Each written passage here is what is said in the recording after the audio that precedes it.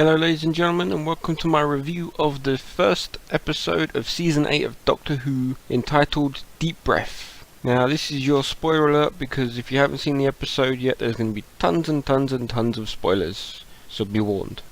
Okay, it starts off with the TARDIS being stuck in a Tyrannosaurus Rex throat, and it said the Doctor was being chased by the dinosaur, and then something happened and it got stuck in its throat, and then the dinosaur came with the TARDIS to the Victorian period where the story takes place. Okay, but when could that possibly happen? The Doctor's only just regenerated, so when? I don't understand it. And then after that we have the opening credits.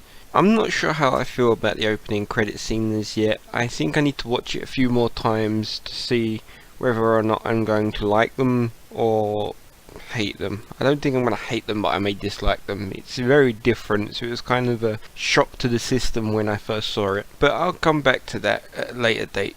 The next bit I want to talk about is the Val scene, where they start talking about Val and Clara gets all mad and stuff.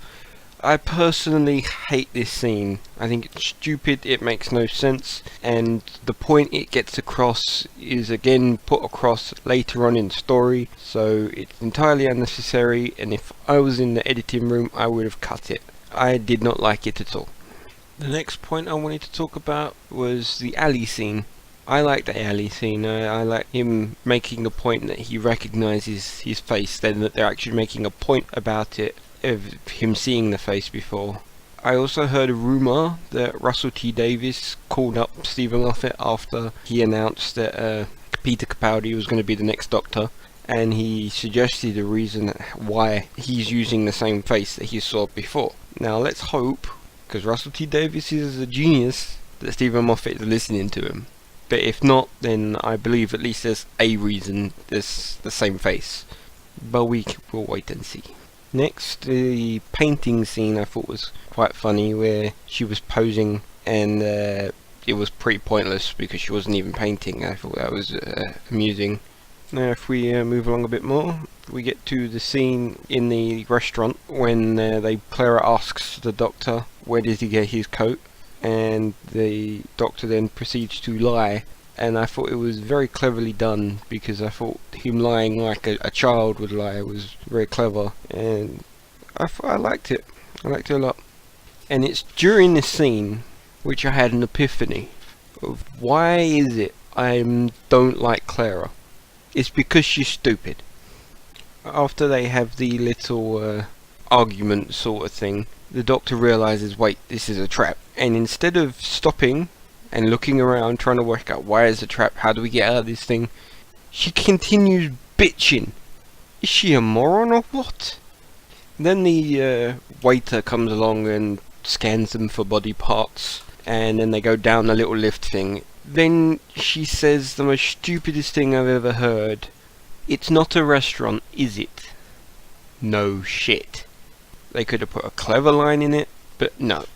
They come up with, it's not a restaurant, is it? Wow. What was Moffat thinking writing that line? It's almost like he's gone through the first draft of the script and said, oh yeah, that'll do. Which leads into my next point, the line, I've seen this before. I thought that line in itself is brilliant. That shows you that he recognises it. These are the Clockwork Men, but he doesn't remember it exactly. That shows you that an awful long time has passed since the David Tennant days, and it's been over 1,000 years if my understanding is correct. But then he says it again, and then continues with something like Clockwork Men repairing themselves with body parts. That's not a quote, I can't remember the exact quote, but still, it's something like that. It cements it, these are definitely the Clockwork Men. But then he kills it. He goes too far, and the Doctor takes out one of these fuse things and reads it, and it's the ship from the episode before's sister ship or something like that. It was too far. It was brilliant at the beginning when it was just subtle, but it's too in your face, and the Doctor still can't remember it completely. He knows something, but he's like, where have I seen this before? It's called subtlety, Moffat. Next point I want to talk about is when Clara is running away from the droids, and it flashes back to the scene in the restaurant where he says something else they're not doing: breathing. Why not just end up saying, whatever you do, don't breathe?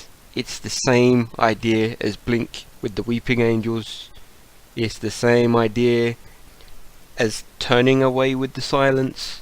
It's don't do something that is basic principle of humanity.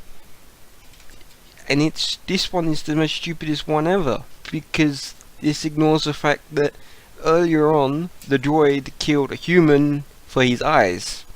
So obviously they can see.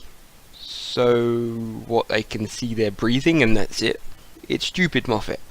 It would be fixed quite simply if you take the scene where the droid kills the guy for the eyes, change the body part which he kills him for, and then just make a simple comment about how the droids can't see, like they don't have their eyes yet, or something similar like that. Then all they can do is hear the breathing.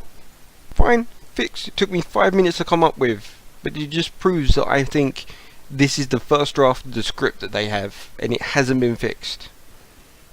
Next, they have the interrogation scene sort of thing with Clara and the head droid.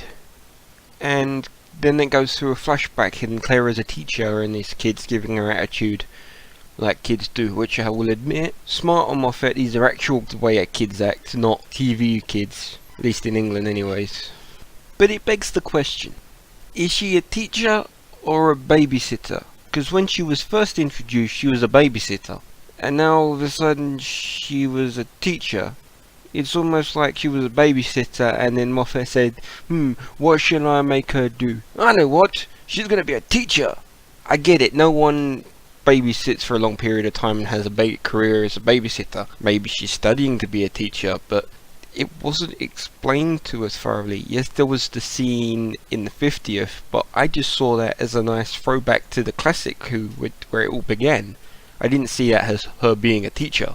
But, and this leads on to the shot where Clara is explaining to the droid that he can't kill her, because if he kills her, he can't get the information he needs, which is true, I guess. But then the camera points at the droid's head, and you can actually see that the wheels turning as he's trying to think of how to get around this, and I thought that was quite a good shot.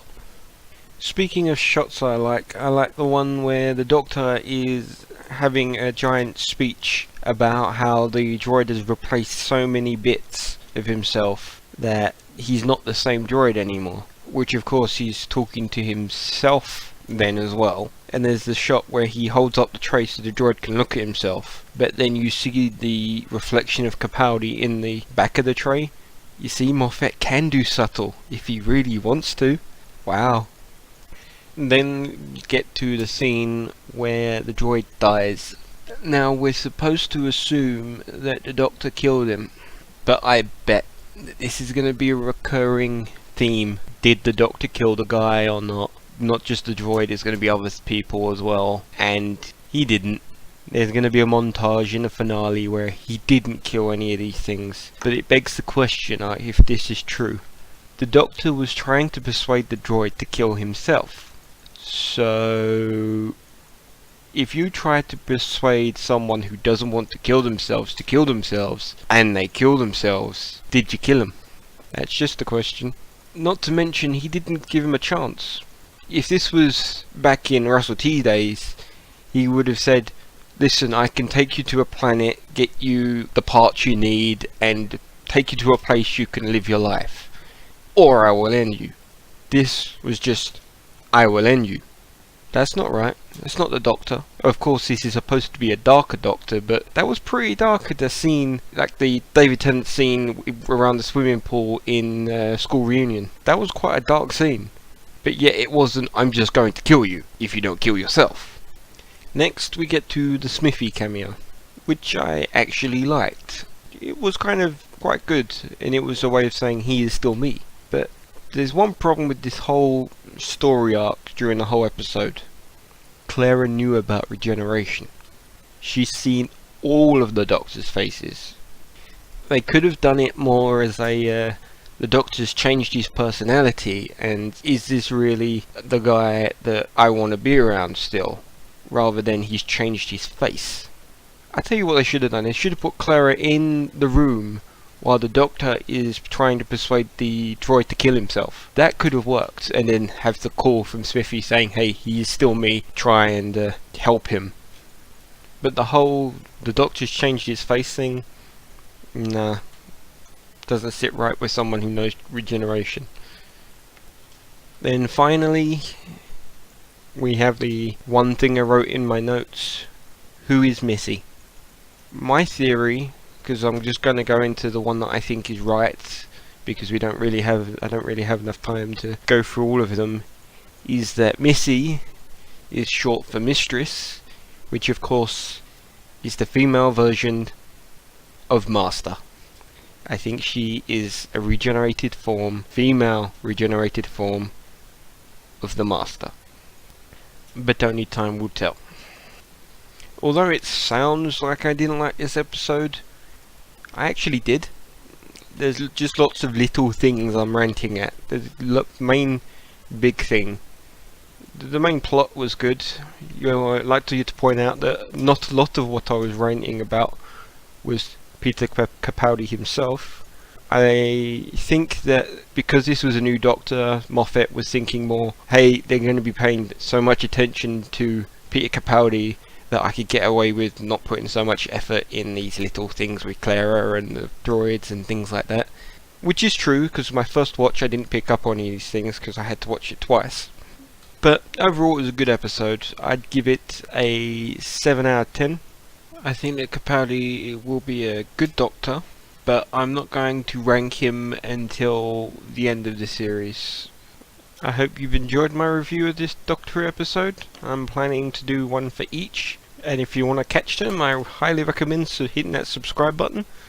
And if you disagreed with anything I've said, or want to add some things you liked or disliked, like Strax or the horse scene, pop it down in the comments, and I will be sure to get back to you. I am the Food. Thanks for listening.